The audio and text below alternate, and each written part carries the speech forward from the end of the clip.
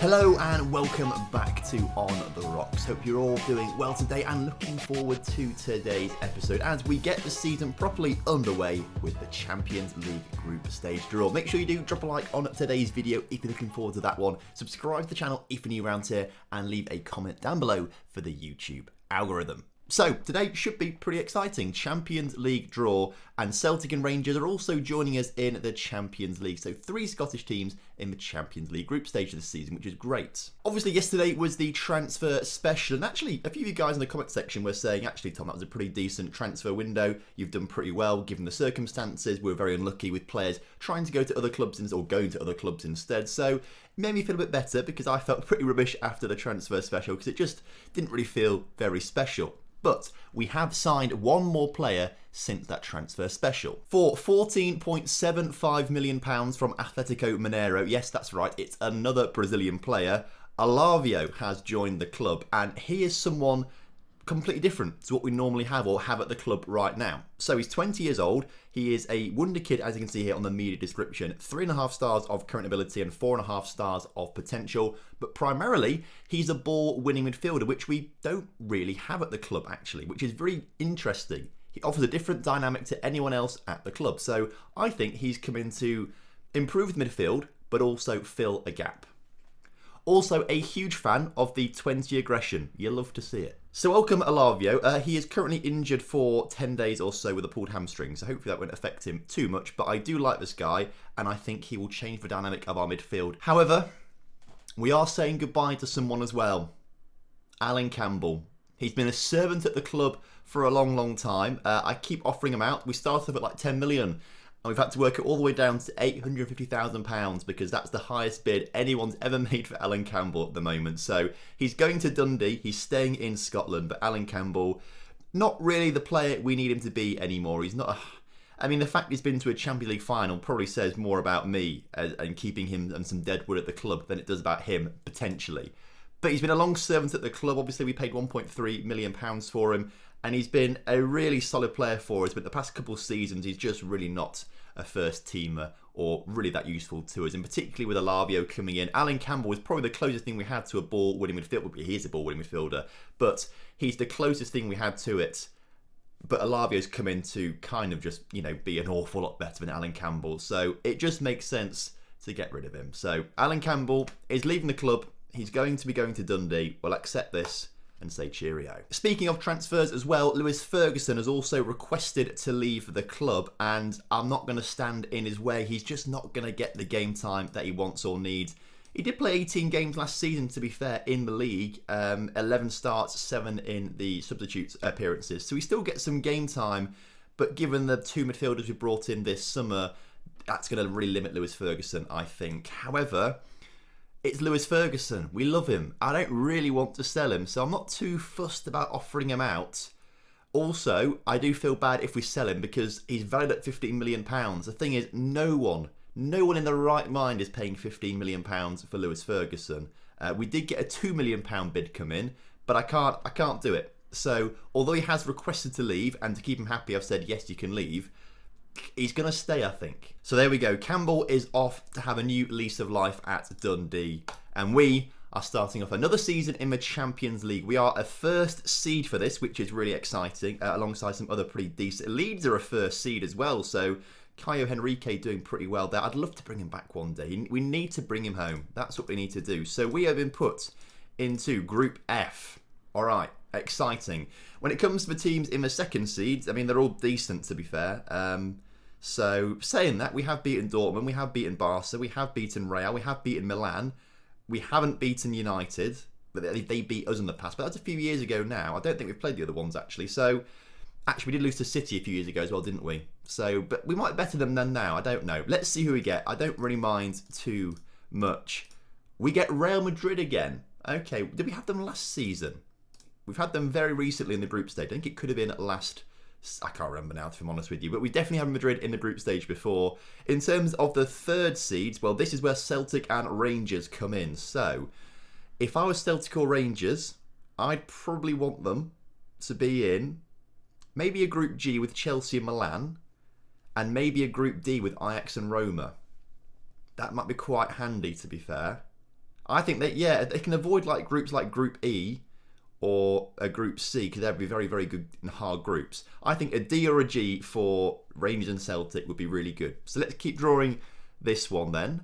And Celtic are in Group D. You love to see it. Okay, I think they could get through that group. I really back them to do that. Hopefully no Rangers in Group E. That's true. Good. We get a choice of Hertha Berlin or Lazio. I think I might prefer Lazio. And we get Hertha Berlin. Okay, that's a bit annoying. And hopefully Rangers go into Group G. Oh, they do. You love to see it. I've got some great predictions here. I said I wanted Group D and G for Rangers and Celtic. And they hopefully have got the easiest two groups to try and get out of. I'd back Celtic more than Rangers at the moment, but fingers crossed either way. And then when it comes to the fourth seeds, I don't really mind who we get. So, Celtic get Monaco. We get Feyenoord. Rangers get Slavia Prague. Okay, that's a really decent group for them as well. And although saying that, Slavia Prague did get through the group stages last season, and Malmo go into Group H. So, there's our Champions League group. Madrid, us, Hertha Berlin, and Feyenoord. If we go back to last season as well, Hamilton are straight into the Europa League. What's their group stage looking like? They've been drawn in Group A alongside Lyon, the French team. That's interesting. We'll keep tabs on that. Valencia and Olympiacos. Dundee United were unfortunately knocked out of the Europa Conference League qualifying rounds by Atalanta. I mean, it's going to be very difficult to beat Atalanta. They're a very good team, so I'm not surprised Dundee lost that one. But Hibs did manage to come through their qualifying rounds against Dynamo Kiev, and they go into Group C of the Europa Conference League alongside Zoya, Red Star and Sparta Prague, which actually is a very tough group. So what does this mean for the all-important Nation Club coefficients? Well, actually an awful lot. We are 1 point, or 0.9 points behind France. I've been keeping tabs on this throughout the qualifying rounds, because as you go through the qualifying rounds and the further you get in the competition, obviously this score increases. So France must have had some pretty poor qualifying rounds, or the French clubs at least. But I think the fact we've got 3 clubs in the Champions League this season is really good. Who else is in here? So Monaco are in there again, and PSG are in there. So only 2 French clubs in the Champions League, 3 Scottish clubs. So advantage to us there. In the Europa League, it's just Lyon. And St Etienne. So whereas we've only got 1 club in here, in, where are they? Where are they? Oh, they're in Group A, aren't they? Hamilton. So it's only Hamilton in here for us, but 2 French clubs. So that's altogether 4 clubs so far, but 3 in the Champions League for us too. So the Champions League must have such big weightings for the coefficient points. And then in the Europa Conference League, we've got 1 club in Hibs down here in Group C. France. I tried to say the French and France at the same time and it came out as France. Okay, well they've got Nice and that's it. So yeah, the advantage is we are doing very well in the Champions League. So fingers, if all 3 of our clubs get through the Champions League, we could be overtaking France, you know. I guess last season, even though we lost to PSG, it was the final of the Champions League, so it was minimal damage in terms of coefficient points. Anyway, I think a game against St Johnstone might be quite boring, so I'm going to play that one off camera very quickly, and then we'll come back for Celtic and Feyenoord. Right, I've just played the game against St Johnstone, so I thought I'd update you on what's happened so far in terms of results, because I will forget to do it because something big has just happened. We beat Rangers 2-1 on the opening day of the season, which was great. Before, we absolutely thrashed Dunfermline 8-0. Hearts a 3-0 win in the Scottish Betfred Cup second round. Dundee United 3-0. And we've just beaten St Johnstone 5-0. Really good stuff. And as you would expect, we are top of the table with a full 12 points. The big thing is that over the transfer window, Fuentealba got pretty cross with me because I wouldn't sell him. To the point now where he has decided he's going to leave the club on a free transfer at the end of the season.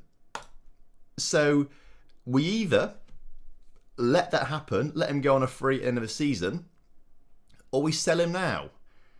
And Roma are putting £23 million on the table. I don't want to sell Fuentealba because he's class. He's really, really good. But it's either now or a cut price in January or free at the end of the year. And I feel like maybe we just let him go now, which is really frustrating actually because we sold Bazunu. I would have kept Bazunu if I knew this was going to happen. But he's just come out and said, right, if you're not going to sell me, I keep rejecting all the bids, you see, because I don't want to sell him. that he's come out and said, well, I'm going to leave on a free transfer, like offer a new contract. He doesn't want to know about it. We have to try and sell him, I think, which is frustrating. Luckily, we have brought a pretty decent guy in from Brazil who maybe isn't quite as good as Fuentealba in terms of speed, but they're very, very similar, actually. Really similar. There's not a whole lot in it. So I'd be very happy to have Marcelo Gil as our main goalkeeper. It just means we have to find someone else at some point as well. He's not quite as quick or physical, as you can see, but I don't think that's the most important thing. He's a very good shot stopper as well, so I'd be all right with Gil being our first choice. But Fuentealba, we've got to let him go, which is really frustrating. I don't know why he's so desperate to leave when, by the way, lads, we were in the Champions League final, if you don't remember. So we need to try and push this bid up from Roma as much as possible. They're offering 19.5 up front. I want 25 up front. And I want 5 million down the line. So that's 30 million. I want to push it up more. I want 27.5 and 7.5 down the line. 35 million. Suggest. Okay, we'll work this out then. They now say 21 and 5, which is 26 and a half. I reckon we can get 25 and 5 out of them. Yeah, they agree. Okay. Well, we'll accept it. We'll accept it. And the good news is there are some pretty decent, good young keepers around that we could look to bring in. I mean, this guy at Brazil keeps getting rated quite highly at 18 years old. Although it might take a few years for him to get quite decent. Although, looking at the timing, literally on deadline day right now, it might have to be more of a January signing a keeper, potentially. Fuentealba is going. We'll take the money. He's forced our hand very well. I don't know why he's so desperate to leave, but we'll see you later, little... Of course, we're going to play him this season now, aren't we? We've got Roma in our group, haven't we? No, we don't. We don't. That's fine. There's no Roma in our group. That's okay. I thought we did for a moment. So he won't play against us this season, but really annoying. But at least we have made some very good profit off him. We just didn't want this to happen. That has done wonders for our bank account, to be fair. £72 million in there. Can we ask for more transfer budget now at all? Increased transfer budget, please. I'd like you to do that. So then when it comes to January, we've got a lot of money to spend. Anyway, 40 minutes into recording. I need to do some editing on this one. Aberdeen v Celtic about to kick off. So, Marcelo Gil in goal, the new keeper. Fingers crossed he plays well with a backline of Passos, Admilson, Reebwell and Dan Howarth in on loan from United. Tamalumpa and Sissoko start in the middle with Lacruz, Cavalcanti and Alien in the attacking midfield and Shaban leading the line. New faces are on the bench. Prochaska, the guy coming in from Slavia Prague, he's on the bench. As is Alavio, who'll go on for Lewis Ferguson. We'll make that change as well. So yeah, some new blokes on the bench. We might see them come on. Hopefully, they'll play well. So, as kickoff is upon us here today, the games against Celtic and Rangers nowadays are more run-of-the-mill fixtures. You know, we just batter them all the time. We were unbeaten last season, so it just kind of goes without saying that we are favourites for every single game now, and it's a bit of a shock if we don't win them, but obviously we've not lost a game in the league for a long, long time now, and Lacruz can't get the opening goal of the game early on in this one. Sissoko, though, brought down in the area, no penalty apparently, and that highlight was for absolutely nothing by the looks of things. There is another one straight afterwards, though, with new keeper Gil, hoofing it up towards Lacruz. Not the best of balls as it's intercepted, but Passos does make the nice interception back, and Lacruz can make his way down the wing to put a ball into the middle, gets it out to Sissoko on the edge of the area, back into Lacruz. Now that was a beautiful little run from Lacruz. We go 1-0 up, and Lacruz, he heard me probably like halfway through last season saying, I think we need to replace Lacruz, and since I said that, he's been listening to me, because he has been one of the most consistent players in the team, I reckon. Particularly when it comes to big games. He always plays well in the Champions League, always plays well against Celtic and Rangers. He's just a big game player, Lacruz, and I really like him as he now assists Sissoko. The roles swap around and we go 2-0 up. Sissoko is less consistent. I think I've seen comments sort of saying mixed things about Sissoko, and some games he is the best player on the pitch, other games he is completely the worst player on the pitch. He's just a little inconsistent for my liking maybe, and hopefully maybe the new boys coming in Alavio, and the other guy that I can't quite pronounce yet properly without really concentrating, Provcheska, I think is how you say it. They've come in, and hopefully they might just give Sissoko a kick up the arse to say, be consistent or we'll take your place. Because I do like Sissoko a lot. He's a very, very good player. We got a good deal with him. Well, actually, it's quite expensive. It was £40 million. But he's a good player, just a little too inconsistent for £40 million worth. But again, we are on the ball coming forward. And again, it's La Cruz and Sissoko combining nicely. They are running the game today. As the ball out to Passos is decent. Back to Sissoko. The cross doesn't quite count as Sissoko's assist because I think there was an interception or deflection there from a Celtic player. But the boy, Jan Cavalcanti, who only got a silver medal in the Olympics. They lost the Olympics final to, whatever they're called, France. That's the country. They lost to France in the final. So only a silver medal for Jan Cavalcanti, Sandro, and Alavio. Alavio was also there playing for, and Adnilson. We've got 4 Brazilian players, 5 including Gil. We are Brazil FC. But anyway, I did want to do a Celtic game to sort of talk about the goals this season. And obviously, the goal is to try and have another invincible season. That's what we want to try and do. We've set the bar now. We've set the bar very high. And we want to try and get that every single season. We need to try and beat it every single season in terms of points total, or in terms of goals, or in terms of goals conceded. We have to try and beat it every single season. That's the target. Obviously, our main focus is European football, and after last season's Champions League, just sadness. I'm still not over it. Obviously, there's not much more we can do. The only thing we can do better is by winning the Champions League. That's all we can do. So we're already right at the top of our game, I think. But getting to a Champions League final again this season is going to be difficult, particularly when we do have a lot of unhappy players. A lot of players are kind of wanting to leave the club. Jan Cavalcanti being one of them. He wants to leave the club. He keeps telling me he wants to leave the club and gets cross with me when I keep rejecting bids for him. Passos wants to leave the club. Actually, Candace Sissoko want to leave the club. I've promised them they can leave the club if a club meets their release fee clause. Luckily, no club is going to pay their release fee clause because they are astronomically high for the league we're in. So we're kind of in a win-win situation there where no one's going to bid for them. So they're happy with me for now because I said they can leave, but they won't leave because no one's going to pay the release fee clauses. I've also realised I'm talking a lot. I've not made any changes. So let's introduce you to the new 2 players. Let's bring on Alavio as the playmaker and Procheska as the Mazzar. Let's see how they do in the centre of midfield. Shaban having quite a poor game. Thad McRae, on you come. Shaban is another player that actually I'm not too sure on. He was class when he first came in, but he's been just slowly dropping off a little bit. If the right price came in and I was properly thinking about getting a striker, like maybe in January, I wouldn't say no to selling him. I think we could do a lot better striker-wise. He's got some great attributes, like his finishing's really high. Like the things you need for a striker are really high.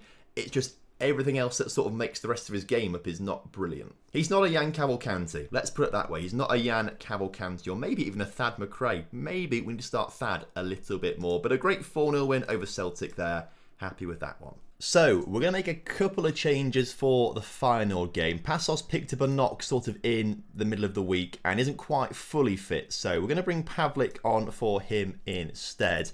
We're also going to start Thad McRae up front instead of Shaban. And I'd like to see Alexandro playing at right back today and see how he does at right back instead of Dan Howarth. Other than that, it all looks good to me. So let's submit the team, go to the game and hopefully give Feyenoord a battering. So as kickoff is upon us, let's look out for Ajax v Celtic up there and also for Milan versus Rangers. Because actually those games might be more exciting than ours is right now. 32 minutes played, 12 shots to us.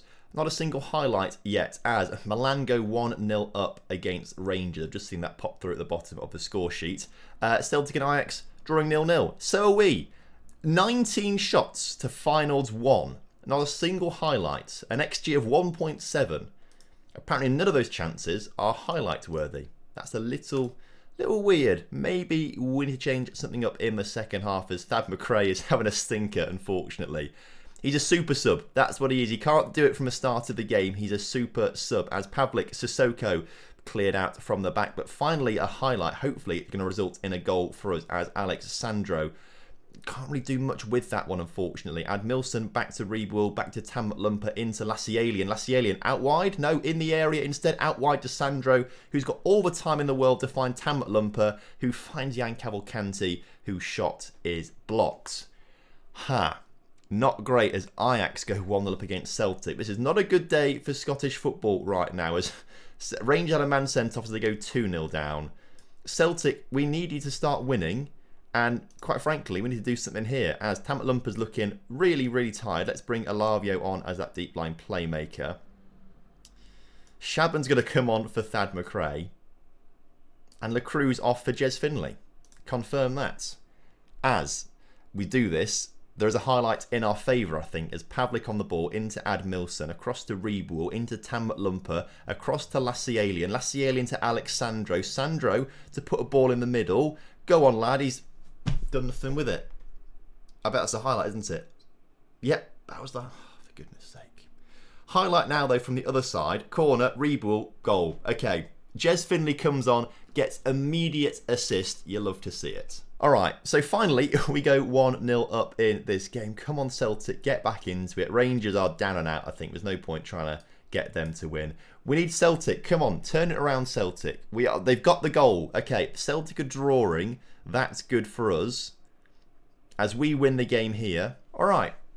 Not the worst day for Scottish football then, but obviously we need these clubs to do well in the Champions League for all the coefficient points. We need as many as we can get to overtake France. That's what the main bit of this series is about now. It's just about getting to number 1. We have to do it. And luckily, Hertha Berlin and Real Madrid in our group also drew. So we go top of the group, 2 points clear already. Brilliant. So next episode then, I would imagine we'll probably go to the second Hertha Berlin game and do Dunfermline as well. And then the episode after that will be a Real Madrid and probably Celtic, I would imagine. Also, I've just noticed, Candace Sissoko, 7 goals in all competitions so far this season. He's the top scorer. I don't know how he's got all those goals. Where they're all in the league. Mental. Scottish Premiership, Candace Sissoko number 1, Lacruz number 2, Cavalcanti in 3rd with 4 goals. I can't believe he's... Candace Sissoko, take your hat off. Either way, thank you ever so much for watching today's episode. Hope you guys have enjoyed it. And of course, if you have done, make sure you do drop a like on the video for me. Subscribe to the channel if you're new around here. And I will see you next time. Have a good one. Goodbye.